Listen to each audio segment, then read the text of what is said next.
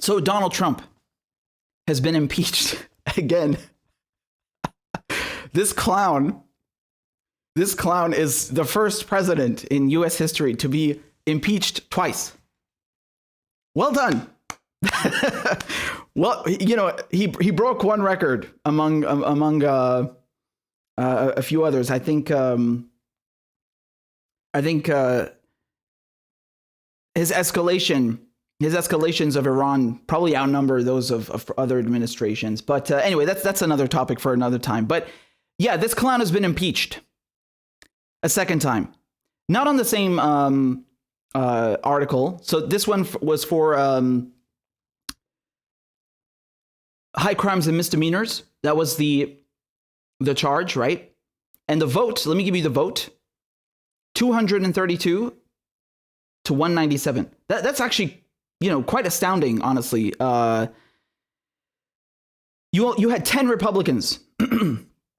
Excuse me, you had 10 Republicans only 10 that voted to impeach him. The overwhelming majority of Democrats voted to impeach him. That was enough to do it. And, you know, the way this works now, because there's been a, oh yeah, and of course, let me just give you a quick laugh over here. They say 10 Republicans, including the House's number 3 Republican, Liz Cheney, joined with Democrats to impeach Trump for incitement of insurrection. Wow. You know, we're supposed to celebrate Liz Cheney now, right? You know, the other day it's Colin Powell, and now, you know, what are we, rehabilitating the Cheneys as well? Christ.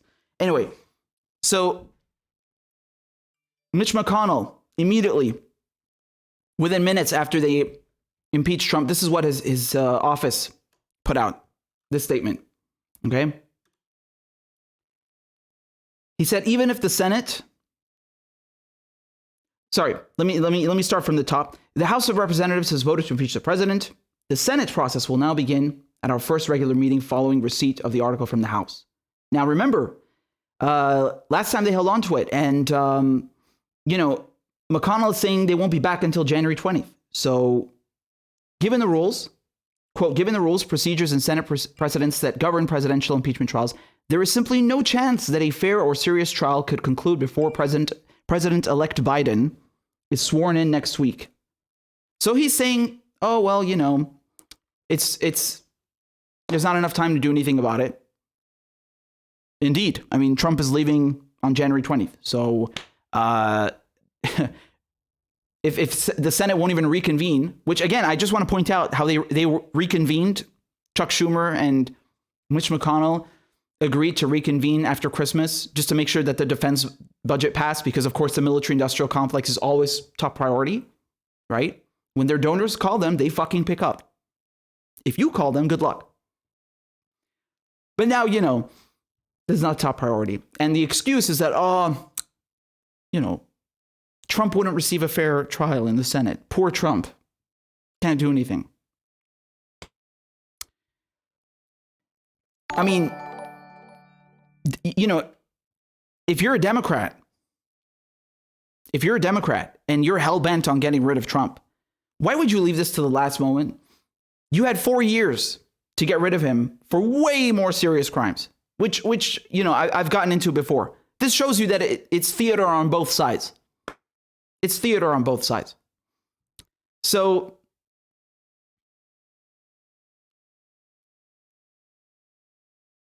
even if the Senate process were to begin this week and move promptly, no final verdict would be reached until after President Trump had left office. This is not a decision I am making. It is a fact. The president-elect himself stated last week that his inauguration on January 20th is the quickest path for any change in the occupant of the presidency.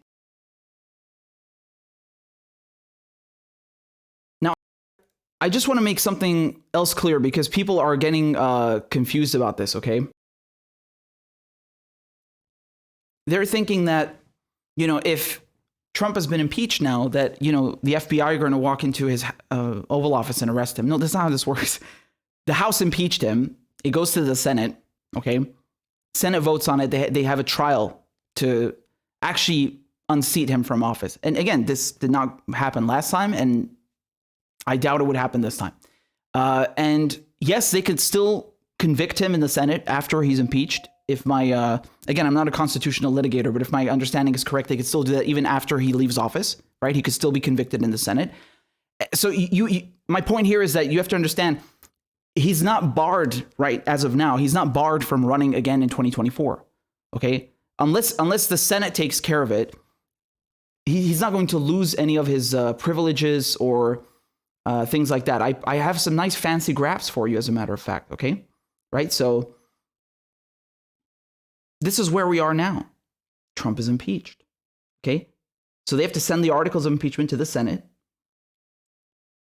And as we said here, the trial is unlikely because McConnell said they won't return until January 19th, right? So what's really interesting, however, again, I don't know if you can see the full thing because it's the aspect ratio is wrong, but the control of the Senate is going to go to the Democrats, right? So afterwards, it won't be McConnell in charge. You'll have Chuck Schumer. And then, I mean, if they decide to do this after Biden, because Biden has nominated a lot of people to his cabinet, right? So the Democrats, they want to make sure that all of Biden's appointments get through.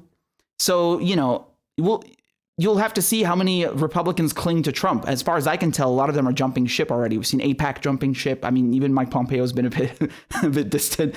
Not many are interested in that, are they? And just to show you again here, if Trump is found guilty by the Senate, okay, again, you need 2/3 or more to convict him. Separate votes would be needed to prohibit Trump from receiving benefits given to ex-presidents and to bar him from future political office. So that's just the important point that I wanted to make here, okay? That the Democrats, they know that this was just a theater.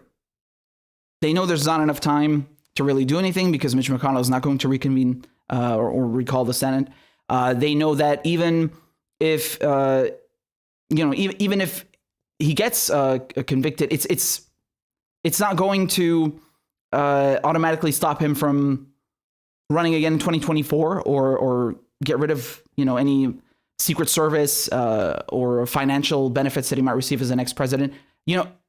It's all for theater, man. And this is all to distract from the fact that you're not getting any substantive change, right? And to bring in this new authoritarian crap, domestic terror laws. I mean, you even had the New York Times talking about the Sedition Act. Did I bring that up last time to you? Because I mean, that caught me off guard. I was like, the motherfucking what? The Sedition Act? That's from 1918.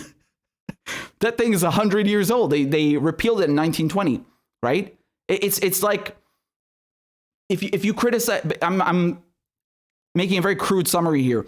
Basically, it's like if you criticize the government in a time of war, you go to jail. Very practical, right? When the United States makes up enemies that can never be defeated, like the war on drugs, the war on terror, the war on domestic terror, right? It's never ending. So they will always be in a perpetual state of war. And you will never be allowed to criticize the goddamn government. I mean, horrible crap, right? So anyway, that caught me off guard. But just to remind you how we got here. Because they've been claiming that, Donald Trump is Orange Cheeto Man bad. He's so dangerous. We have to get rid of him. He's inciting violence. He's, stirring up racial hatred. And he caused this insurrection at the Capitol. I mean, he's done more than that. He's done way more than that. And you didn't do shit to him. As a matter of fact, you're responsible for him. This is thanks to WikiLeaks, this email right here. This is the DNC strategy for 2016. Okay? Look. To the DNC. These are the Podesta emails. Operationalizing the strategy. Look at this. Pied Piper candidates. They literally picked out Ted Cruz, Donald Trump, or Ben Carson. We need to be elevating the Pied Piper candidates so that they are leaders of the pack and tell the press, I think there must have been a word missing here, tell the press to cover them seriously or take them seriously. They picked this fucking clown out. This is the fucking proof in front of you. This email was their strategy. They elevated this clown, Donald Trump. thinking that, oh, it's a sure thing. He's going to lose, and, Hillary will beat him easily, and it's a done deal. Easy peasy. Yeah, that worked out really good. That worked out just great. And just to remind you how Democrats fiercely opposed Donald Trump throughout his entire tenure. Okay? Do you remember, for example, when Nancy Pelosi supported his new NAFTA deal? Remember that? What about the Patriot Act, renewing that? No? Or, I don't know, maybe the border funding bill? Right? Or how about the defense budget, which when it was bloated to $738 billion, and now I think they added another $2 billion. What is it, $740 billion? I don't know. It keeps getting bigger every year. It's just ballooning out of fucking control.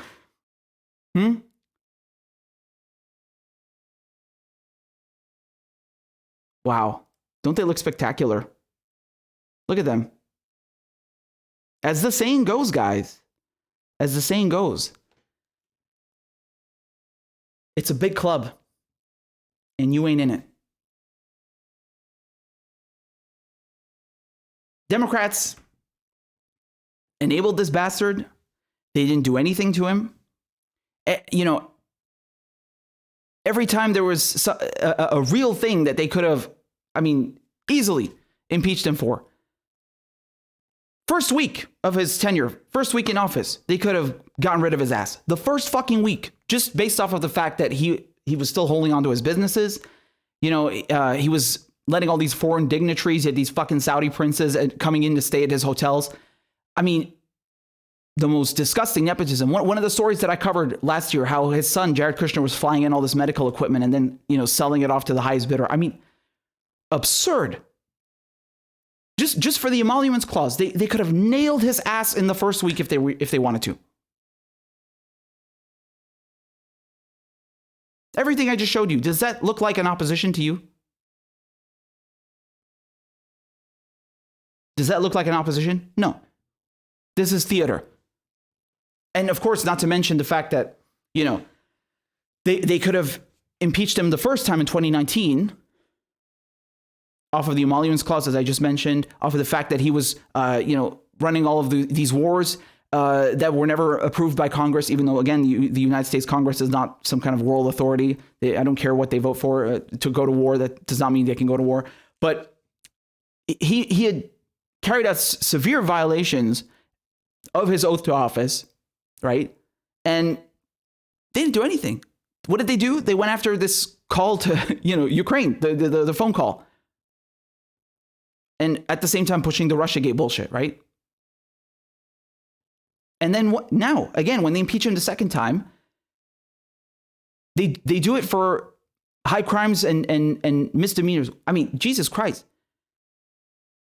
You waited all this time. You let him do whatever he wanted for 4 years. You let him bomb Syria. You let him assassinate Soleimani. You let him, harass Mahan Air, flying a drone also into Iranian airspace, sending B-52s to do a show of force just a few weeks ago. You let him do all that crap. You let him sell weapons to Saudi Arabia. You let him enable this genocide in Yemen. And you impeach him for this. 1 week before he's supposed to get out anyway. Get the fuck out of here. God, they're playing you for suckers, man. They are really taking you for suckers. It's unbelievable.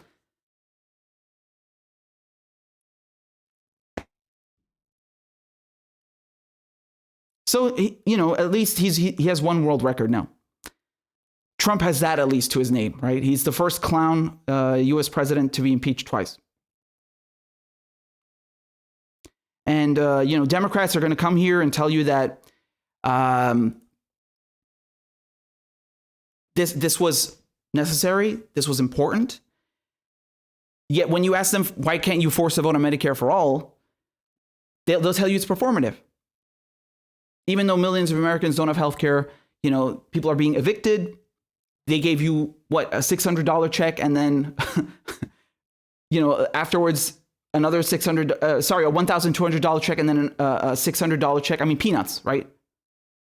2 checks in the span of a year. they have neglected their own citizens, their own populace, like you would not believe. I mean, it's embarrassing for any country, never mind the richest country. They've shat all over,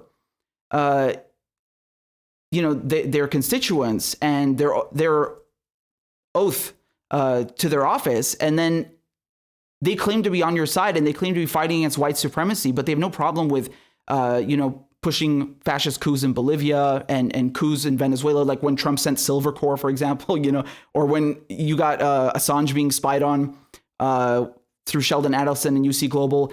They got no problem with that. They got no problem with white supremacy, with keeping troops in Afghanistan, with keeping these wars in the Middle East going. That's okay to them. That kind of white supremacy is fine. That kind of, those kinds of insurrections and coups are fine. Even when Trump does them. Not just Obama and Bush. Fucking bullshit theater. Really, man. I mean, they thrive off of this. Both them, the political class and the media class. It's all theater. And for anyone to come here and tell you that you can't have Medicare for all, but this is more urgent,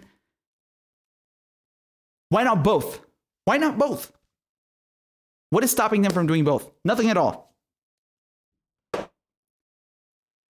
Christ almighty. Never forget this Pied Piper email. Never forget this, man. Never forget this. They picked this guy out. They goddamn elevated this clown. And then they claim that, he's an existential threat. Yeah, well, if you brought him onto, if you brought this onto yourselves, I mean, it seems like you're more dangerous than him, if not equally complicit. Christ almighty. I mean, it's really frustrating, man. When are people going to wake up that this is a one-party state? It's a one-party system, and it's being run by corporations. And these people have, I mean, your interests, that's the last thing on their mind.